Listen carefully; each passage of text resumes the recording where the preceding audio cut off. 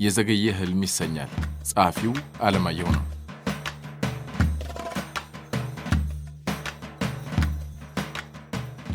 ሐሳባቸውን ማሰባሰብ አልቻሉም። ይወራጫሉ። አንዴ ከባህር ማዶ ርቀው ስለተባበሩት መንግስታት ድርጅት፣ በሌላ በኩል ደግሞ አገራቸው ውስጥ ስለሚዋከበው የመሳሪያ ፈታሽ ቡድን ያስባሉ። በወጣትነት ዘመን ስለነበራቸው ገድል፣ ወዲያው ደግሞ ስለ ህዝባቸው መጻኢ ተስፋ ይጠበባሉ። በየቀኑ ቢሮ ተገኝተው ውሳኔ የሚጠብቁ ወረቀቶችን ማገላበጥ ሲጠበቅባቸው ለቁጥር የሚታክቱ ሐሳቦችን በምናባቸው ያገላብጣሉ።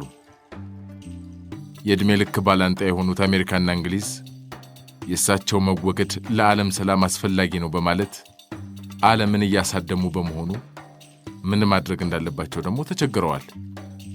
ከመቶ መላምቶች ውስጥ 99ኙ ጦርነት አይቀሬ መሆኑን ይነግራቸዋል። በአንዲት ነጥላ ሐሳብ ቀዳዳ ለመፍጠር ይባዝናሉ። ማረፊያ እንዳጣች ርግብ ከወዲያ ወዲህ ይንከላወሳሉ። ጦርነቱ ታዲያ አይቀሬ ከሆነ ምን ማድረግ ይኖርብኛል? ይህንን ጥያቄ 100 ጊዜ መነሳቱ ብቻ ሳይሆን 100 የሚደርስ ግትልትል ጥያቄ ማስከተሉ ያበሽቃቸዋል። መጀመሪያ ብልጭ የሚለው ተዋግቶ ማለፍ የተሰኘው ሐሳባቸው ነው። የሀገር መሪ የሚመረጠው በሰላም ወቅት ብቻ ለማስተዳደር አይደለም፣ በክፉ ቀን የጉዳቱ መጀመሪያ መሆን አለበት። እናም አዋግቶ ብቻ ሳይሆን ተዋግቶ ማለፍ ያስከብራል። ይህን ባሰቡ ቁጥር ደግሞ ውስጣቸው በጀግንነት ቋያ ይቀጣጠላል። ሁሌ ንግግር ሲያደርጉ ወደ ላይ የሚተኩሱት መሳሪያ 10ሩን አንጥፎ ቀሪውን ለሳቸው ያደርጋል። በእርግጥ ገድሎ መሞት ምዕራባውያንን አያስደስትምና ይህንን ማድረግ አለብኝ ብለው ያስባሉ። ዓለም በስልጣኔ ሀዲር ላይ መጓዝ ከጀመረ ወዲህ ይህንን የፈጸመ የሀገር መሪ ባለመኖሩ የመጀመሪያው ይሆናሉ። ኖረውም ብቻ ሳይሆን ሞተውም ስማቸው ታሪክና ዜና ላይ አይጠፋም። ለካስ የቋራው ጀግና አፄ ቴዎድሮስ አለ። እንግሊዞች ማረኩ ብለው ሲደሰቱ ስንቱን ፈጅቶ ራሱን የገደለ። ሳዳም የመጀመሪያው መሪ ባለመሆናቸው ሲከፋ ደግሞ ሐሳባቸው ሌላ ባህር ውስጥ ይሰጥማል። ቆይ ከዚህ ሁሉ ለምን አልሸሽም? መሸሽን በጥሞና አሰቡት። ያን ጠመንጃ ጠላት ላይ ሳይሞክሩት መሸሽ። ሕዝቡስ ቆይ ምን ይላቸዋል? ታሪክና የዓለም መሪዎችስ ምን ይለኛል? በቃ ፎክሮ መሸሽ የውጊያ አንደኛው ስልት እንጂ የፍርሃት ትርጉም ብቻ አይደለም ሲሉ አሰቡ። አፄ ቴዎድሮስን ባሰቡበት ምናብ ኮሎኔል መንግስቱ ፊታቸው ድቅናሉ። ምን እሱ አሁን አንድ ጥይትና አንድ ሰው እስኪቀር እንዋጋለን ይላል አልነበረም እንዴ? ታዲያ ማለቱ ሌሎቹ እንዲጠናከሩ እንጂ የግድሱ እንዲዋጋ አይደለም። ባለመሆኑም ወደ ዚምባብዌ አምርቷል። ታዲያ ሐራሪ ገብቶ ምን ቀረበት? እዛም ሆኖ ህዝብን መምራት ይቻላል። ረንዳውም ከፋኝ የሚባል ጦር አዝማች ሆኗል አሉ። ሸሽቶም መዋጋት ከተቻለ ሌላ ምን ያስፈልጋል? ለቢቢሲና ለሲኤንኤን ሐሳባቸውን እየገለጹ መኖር ይቻላል። በቃ ወላሂ እኔ ግን እነዚህን የባንዳ ቅሪቶች ማየትም አልፈልግም። እድሜ ለአልጀዚራ። ሳዳም ሁሴን ይህን ሐሳብ የቋጩ ሲመስላቸው ሌላ ፈታኝ ጥያቄ ይወለዳል።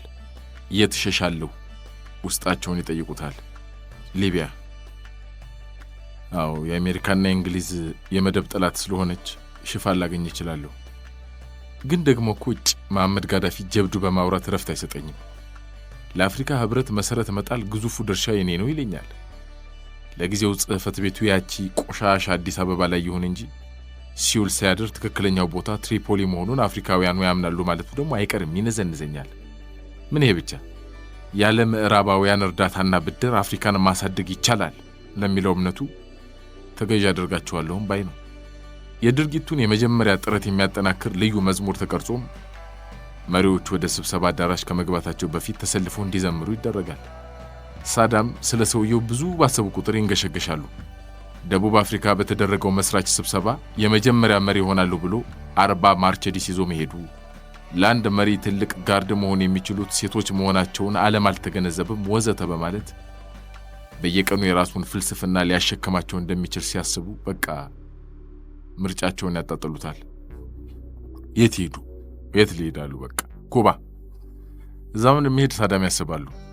አሜሪካ አፍንጫ ስር ቁጭ ብላ ለአሜሪካ ውጋት የሆነች ሀገር። ፊደል ካስትሮስ ቢሆን ምን ዓለም የተወውንና ኤክስፓየርድ የሆነ ርዕዮተ ዓለም ይዞ መቆየቱ የሚያስገርም ነው። ግን እኮ ምዕራባውያን የሚፈጥሩት ተንኮል መሆን አለበት። በእርግጥ ምግብ እንጂ እንዴት የትግል ስልት ኤክስፓየርድ ይሆናል? በእርግጥ የትግል ስልት በቃ የሚያንገሸግሽ ክፍል አለው። በቃ ንግግርና መፈክር ይበዛበታል። ካስትሮም የጠንካራ መሪ መለኪያ ለረጅም ሰዓት ንግግር ማድረግ ስለሚመስለው ረቂቁን ገልብጥልኝ ምናምን እያለ ሊያስቸግረኝ ይችላል።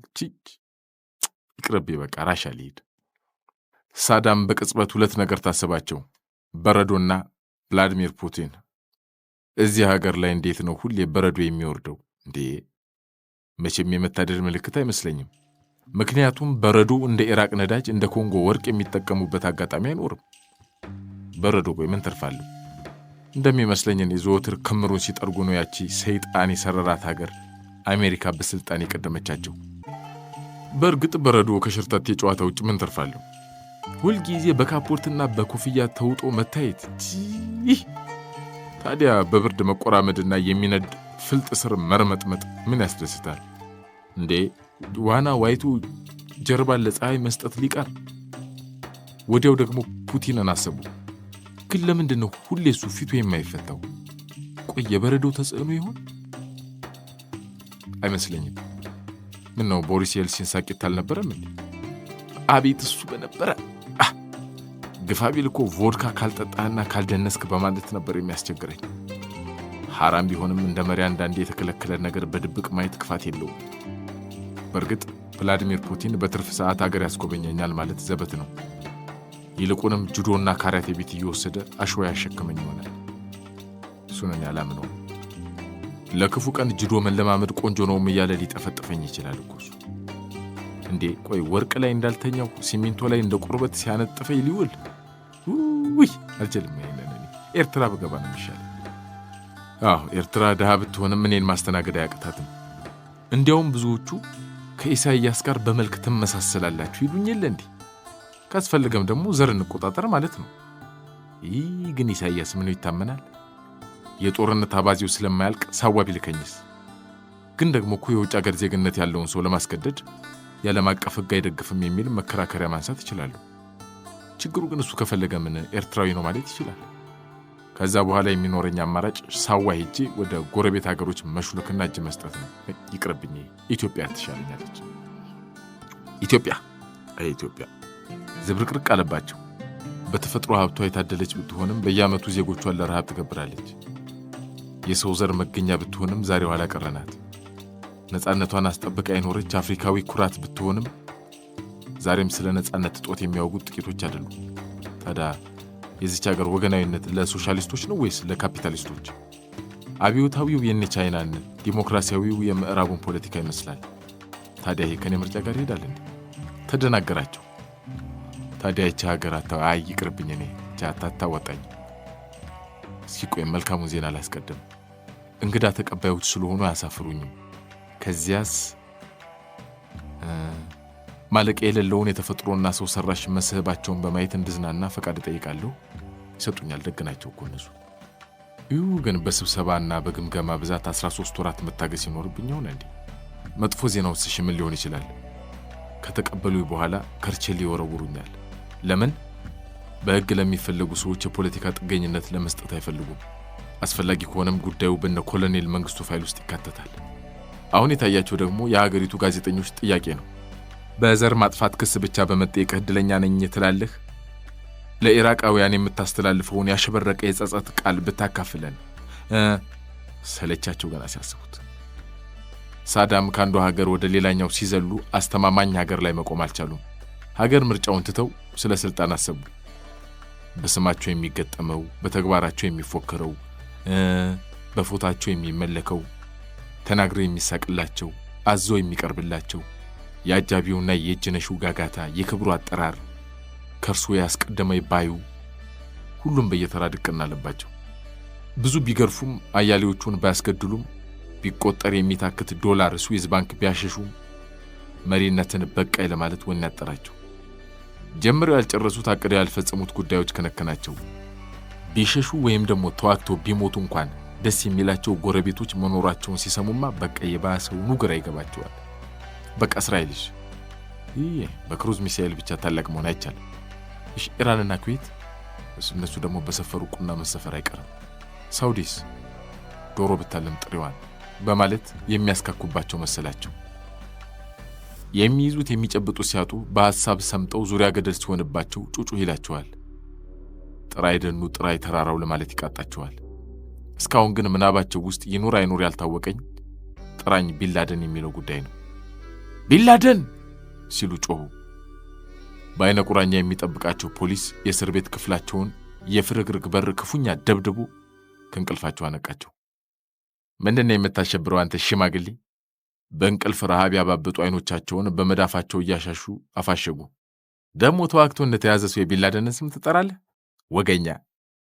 ከእንግዲህ ሰላም ብታደፈርስ ቀዝቃዛ በርሚል ውስጥ ነው የምደፍቅህ። ይህን መሰሉን ድንፋታና ሞራል ፈታይ ስድብ የለመዱት በመሆኑ አልደነቃቸውም። አሁን ያስገረማቸው ሁሉ ነገር ካለቀ በኋላ መመልከት የጀመሩት አጓጉል ህልም ነው። ያቺ መናጢ አሜሪካን ያንን ሁሉ የቦምብ ውርጅቢ ከማውረዷ በፊት፣ አያሌ ሕይወትና ንብረት ከመውደሙ በፊት፣ ከሁሉ በላይ የሀገር ሉዓላዊነትና የመሪነት ክብር ከመደፈሩ በፊት ፈጣሪ ይህን ህልም ለምን እንዳልገለጸላቸው አሰቡ። ህልም አንድ ድርጊት ከመፈጸሙ በፊት የሚታይ ክስተት መሆኑን ነው የሚያውቁት። ታዲያ ለምን ሲሉ የተንጀፈጀፈውን ገሚስ ጢማቸውን አፍተለተሉ። ነው ህልም ለመሪዎች አስቀድሞ አይታይ ይሆን? ተገላቢጦሽነቱ አበሳጫቸው። ህልሙ ቀድሞ ቢከሰትላቸው ኖሮ ሁነኛ መፍትሄ ሊያገኙለት እንደሚችሉ አሰላሰሉ። ወይ ሀገራቸውን ለመሳሪያ ፈታሽ ቡድን ክፍት ያደርጋሉ፣ አሪያም ደግሞ ቀበሮ ጉድጓድ ውስጥ መደበቅ ስለሚያስይዝ ከተከበረው ጦራቸው ጋር ተፋልመው ይወድቃሉ። ከሁሉ በላይ ግን በህልም ካዩአቸው በአንዱ ወይም በሌላው ሀገር ጠፍተው ጥገኝነት መጠየቅ ይችሉ ነበር። ግን ደግሞ በአጭር ጊዜ ውስጥ የፖለቲካውን ነፋስ የፈጠረው ሱናማዊ ቀውስ አለ። የአሜሪካና የእንግሊዝ የመደብ ጠላት የነበረችው ሊቢያ ዛሬ ተንበርክካለች ወይም ደግሞ አጋር ሆናለች። በኮሪያ፣ በኢራን፣ በኩባና በሌሎችም ሀገሮች ላይ እየደረሰ ያለው ጫና ቀላል አይደለም። ለረጅም ደቂቃዎች ጺማቸውን በጣቶቻቸው እያበጠሩ በጸጥታ ተዋጡ። እስረኞች ስለተኙ ጫጫታ አይሰማም። አልፎ አልፎ ወዲህ ወዲያ የሚሉ ፖሊሶች ጫማ ብቻ በዝግታ ኳ ሲል ይደመጣል። ድንገት ካልጋቸው ተወርውረው ጠረጴዛ ላይ የተቀመጠ ብዕር አነሱ። ወደ ነጩ ግድግዳ በማምራትም የዘገየ ህልም የሚል ጽሑፍ በትልቁ አሰፈሩ። ለመጀመሪያ ጊዜ ሽራፊ ፈገግታ ፊታቸው ላይ ብልጭ ብሎ ጠፋ። ምናልባትም ረዥሙን የእስር ጊዜ ማሳለፍ የሚችሉት በዚህ ርዕስ አንድ መጽሐፍ ሲደርሱ ነው። ምዕራፍ 1 ቅሬታ። ህልምና እውነትን መለየት ላቃተው ጭንቅላቴ። ምዕራፍ 2 ይቅርታ፣ ቀድመህ ህልም ላየኸው የኢራቅ ህዝብ። ምዕራፍ 3 ቀጭን ማስጠንቀቂያ፣ ከኔ መማር ለማትፈልጉ አምባገነን መሪዎች። ምዕራፍ 4 ግልባጭ፣ እንደዛ ስጠግብ ዝም ብለህ ላየኸኝ ለአላህ።